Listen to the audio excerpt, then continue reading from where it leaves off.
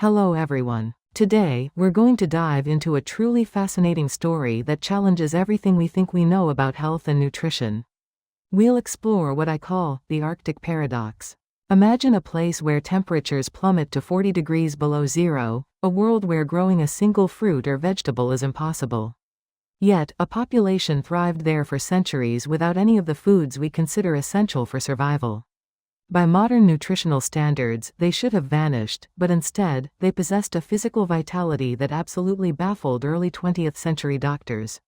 Let's uncover this remarkable mystery. This quest for understanding began in the early 1930s with Dr. Weston Price. He wasn't looking for disease, he was searching for the purest examples of human health, a control group, untouched by our modern world. Dr. Price traveled to the most isolated corners of Alaska and northern Canada. What he discovered among the traditional Inuit, or Eskimo, people, was nothing short of miraculous. He described their health as the most superlative he had ever encountered among any group he studied. Now, prepare to have your idea of a balanced diet completely overturned. The traditional Inuit diet was a complete inversion of our modern food pyramid. Imagine a diet with practically zero carbohydrates. Yes, you heard that right, zero. Instead, 70 to 80% of their total calories came from fat. Their staples were seal, walrus, caribou, polar bear, and whale. In that freezing climate, animal fat wasn't just food, it was pure, concentrated fuel, essential for survival. Seal oil and whale blubber were used like a rich dipping sauce with every single meal. The very word, Eskimo, gives us a huge clue. It comes from an Algonquian term meaning eaters of raw meat. This distinction was absolutely key to their survival and exceptional health. You see, cooking meat, especially at high temperatures, can destroy delicate vitamins, including vitamin C. But by consuming their catch raw or frozen, the Inuit preserved these vital nutrients. They didn't need oranges or citrus fruits. Instead, they cleverly relied on specific biological mechanisms within the animals they hunted to access a treasure trove of concentrated nutrients. One of the greatest mysteries for early explorers was how the Inuit avoided scurvy without any plant-based foods. The answer, often called the Arctic orange, was muktuk, which is whale skin and blubber.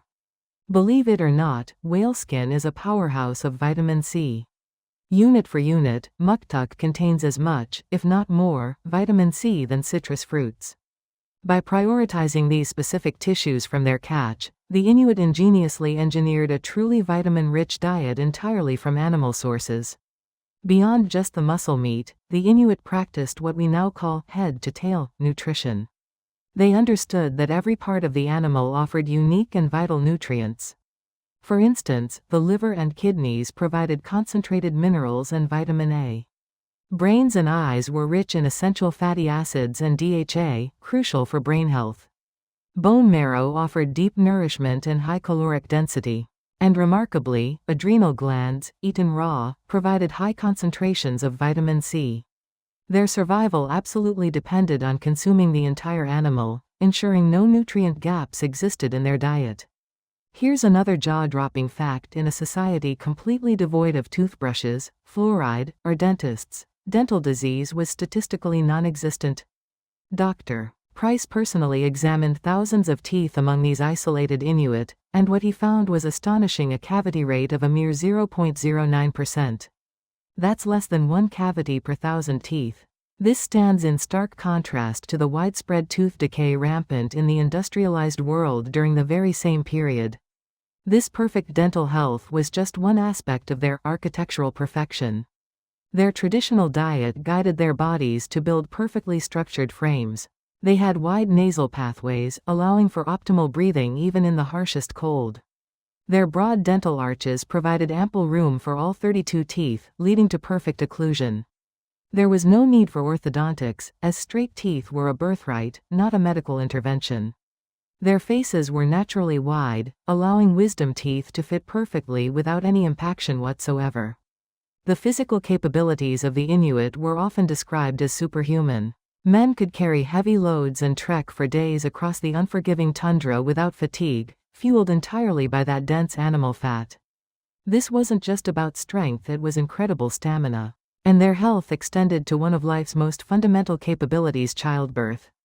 Due to optimal pelvic development, Inuit women experienced rapid, easy labors, often giving birth in minutes with minimal pain. This is a sharp contrast to the experiences often seen in modern populations today. Sadly, this remarkable era of health began to change dramatically with the arrival of outside commerce. The isolation ended, and with it came the foods of commerce, which gradually started to replace the traditional hunt. These new items included white sugar, refined white flour, canned goods, jams, and chocolate. Their traditional high-fat, fresh, raw diet, which had sustained them for centuries, was tragically swapped for high-carb, preserved, and highly processed calories.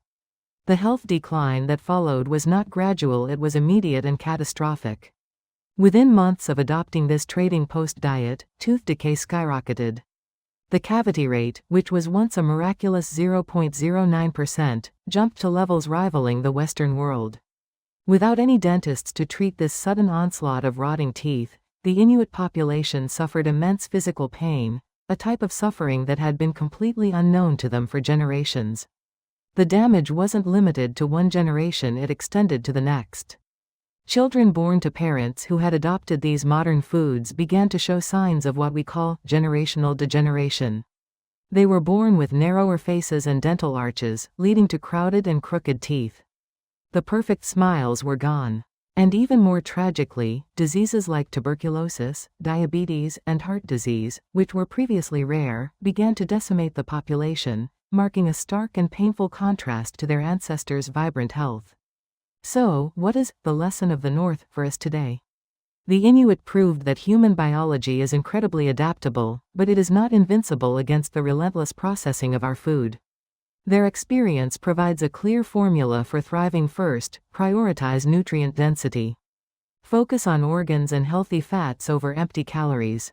Second, emphasize bioavailability by consuming nutrients in their natural, unaltered state. And third, and critically important, ensure the absence of refining.